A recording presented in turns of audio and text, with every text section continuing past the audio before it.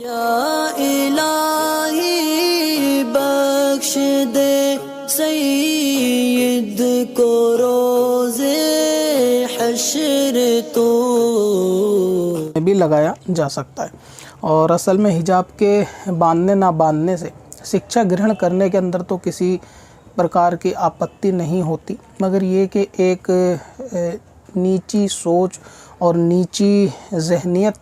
के मामलात हैं ये, यानी अध्यापकगण जो वहाँ का ये विद्यालय या महाविद्यालय परिसर के अंदर अगर उनको ये लगता है कि हिजाब पहनना किसी धर्म विशेष को दर्शाता है। वैसे तो स्कूलों तक के अंदर ड्रेस कोड का सिस्टम सुना था यहाँ दिल्ली में, तो कॉलेजों के अंदर भी अगर ड्रेस कोड का सिस्टम है, ये मैं पहली बार सुन रहा हूँ कि कॉलेजों के अंदर भी एक यूनिफॉर्म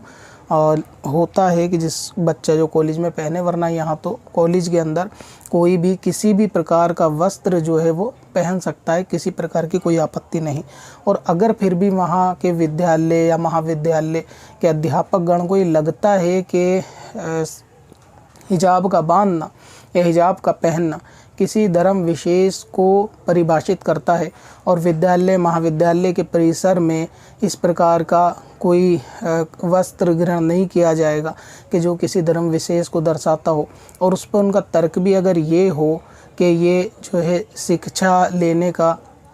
एक परिसर है और यहाँ पर किसी प्रकार का ऐसा नहीं होना चाहिए, तो यहाँ पर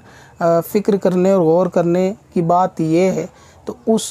शिक्षा परिसर के अंदर क्या वहाँ के विद्यार्थी माथे पर तिलक लगाकर नहीं आते? अगर माथे पर तिलक लगाकर आते हैं और आने की अनुमति है, तो ऐसी सूरत में माथे पर तिलक लगाना भी एक धर्म विशेष को परिभाषित करता है। इसी तरह रक्षाबंधन के अगले दिन हाथों में राखियाँ बांधकर अगर वहाँ के विद्यार्थी आते हैं, तो क्या राखी बांधकर आना किसी एक धर्म विशेष को परिभाषित नहीं करता? तो अगर वहाँ पर तिलक लगाकर आया जा सकता है और राखी पहनकर भी आया जा सकता है, जबकि वो एक धर्म विशेष का मामला है, तो उसके बाद सर पर स्कार्फ बांधने से वहाँ के लोगों को या अध्यापक गणों को कोई आपत्ति नहीं होनी चाहिए। उसकी वजह ये भी है कि यूनिफॉर्म तो स्टूडेंट ने नीचे का मुकम्मल पहन ही रखा है, जो उस विद्यालय का यूनिफॉर्म है उसको वो पूरी तरह पहने हुए हैं, केवल सर से स्कार्फ बंधा है। और सबसे अहम बात यह है कि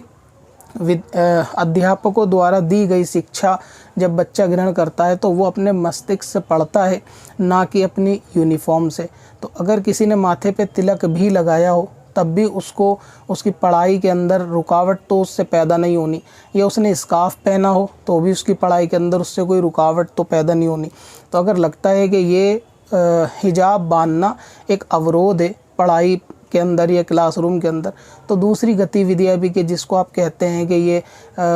परिसर जो है वो शिक्षा का परिसर है, यहाँ किसी धर्म विशेष की कोई गतिविधि नहीं होनी चाहिए, तो उन्हीं अध्यापक गण के क्लासरूम के अंदर एक ख़ास धर्म विशेष के पोस्टर लगे हुए होते हैं, एक ख़ास धर्म विशेष की मूर्ति और उसके पोस्टर लगे हुए होते हैं, तो क्या वहाँ पर किसी धर्म विशेष का इस तरह से पोस्टर लगाना इसकी अनुमति होती है? सिर्फ स्कार्फ नहीं बांधा जा सकता? तो अगर ये घटिया और नीची सोच है, वरना सिर्फ नाम वहाँ पर विद्यालय परिसर होता है कि यहाँ पर शिक्षा ग्रहण करने की जगह है, यहाँ धर्म का मामला नहीं होता, लेकिन बहुत सारे एक धर्म विशेष के प्रोग्राम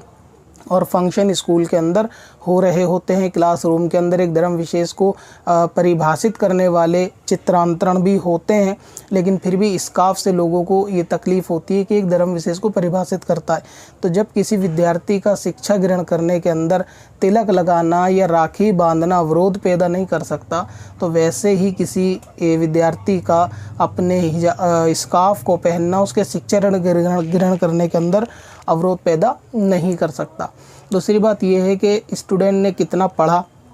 और वो एग्ज़ाम के अंदर क्या लिखेगा, उसके बिहाफ पर जो है ना वो बच्चा सफल या विफल माना जाएगा। अगर आपको लगता है कि स्कार्फ पहनने से वो अच्छी तालीम हासिल नहीं कर पाएगा, तो ये घटिया सोच है। जिस तरह तिलक लगाने से किसी की पढ़ाई पर तालीम हासिल करने पे कोई फ़र्क नहीं पड़ता, उसको अपने दिमाग से समझना है, फिर उसके बाद उसको परीक्षा देनी है। परीक्षा के अंदर अगर वो आपके पास करने के जो ग्रेड है उसके मुताबिक नंबर ले सके तो आपको पास करना है, वरना फेल करना है। तो इसके अंदर हिजाब का पहनना या स्कार्फ का बांधना इस तरीके की घटिया सोच और राजनीति वाला मामला है, वरना उसी विद्यालय परिसर के अंदर बहुत से मामले किसी एक ख़ास धर्म विशेष के हो रहे होते हैं, लेकिन फिर भी वो ये तर्क देते हैं कि ये विद्यालय या कोई धार्मिक मामला नहीं होगा, जबकि वहाँ बहुत सारे धार्मिक मामले हो रहे होते हैं। जिसकी मैंने मिसाल दी कि अगर यूनिफॉर्म है स्कूल के अंदर तो फिर बहुत से बच्चे पूजा वगैरह के बाद तिलक भी लगा के आते होंगे, और वहाँ पर भी खुद पूजा का इंतज़ाम भी होता होगा, और अध्यापक और प्रिंसिपल तक के रूम के अंदर भी एक धर्म विशेष की मूर्तियाँ और एक धर्म विशेष के पोस्टर लगे होंगे। अगर वो विद्यालय तो वहाँ पर फिर इन चीज़ों का भी काम नहीं होना चाहिए। अगर किसी धर्म का वहाँ कोई मामला नहीं है तो फिर इन चीज़ों के बारे में भी गौर करना चाहिए। और जब ये चीज़ लगाई जा सकती है और इनसे पढ़ाई में कोई रुकावट नहीं है तो फिर किसी का स्कार्फ बांधने से पढ़ाई में कोई रुकावट नहीं होनी चाहिए। बच्चे को अपने दिमाग से पढ़ना है, जो आप उसको पढ़ाएंगे अपने दिमाग से पढ़ना है। उसके बाद उसको परीक्षा देनी है, अच्छे अंक लाता है तो आप उसको सफल घोषित करिए, नहीं लाता तो विफल घोषित करिए। लेकिन इसमें ये कि धर्म विशेष का नाम लेकर के धर्म विशेष परिभाषित करता है, तो मैं बता दूं बहुत सी चीज़ें धर्म विशेष की परिभाषित करती हैं,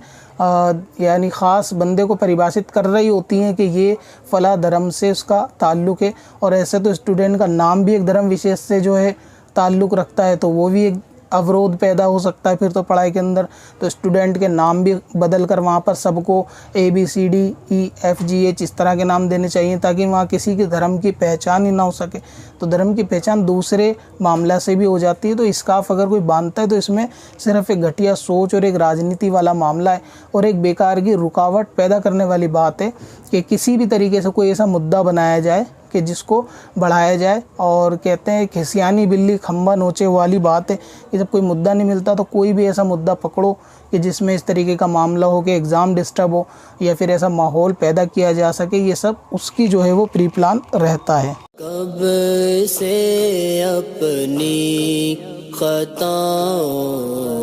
का शुमारा जाएगा,